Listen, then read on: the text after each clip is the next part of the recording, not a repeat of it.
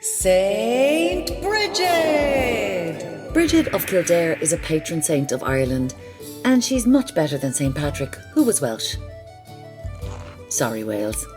In reality, Brigid was probably a pagan druidess or Celtic goddess, but the Catholic Church co-opted her because, well, they do that sort of thing a lot.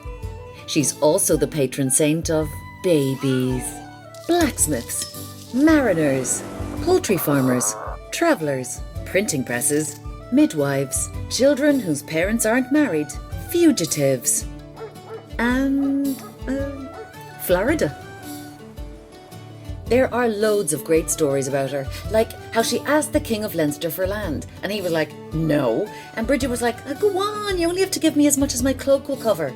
And the King was like, oh, go on so. So Brigid spread out her cloak. And it was actually massive.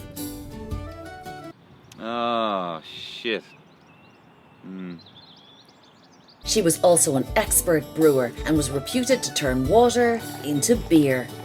I mean, she probably did it through the usual process of the fermentation of sugars into alcohol, but still. And this other time, a lad came up to her and said, you'll get married to a man whether you like it or not. But Brigid was like, soon your two eyes will burst in your head. And then they did. Probably.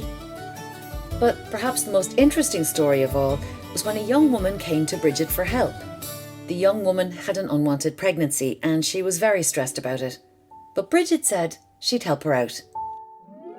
And she did. Because, it was the sound thing to do.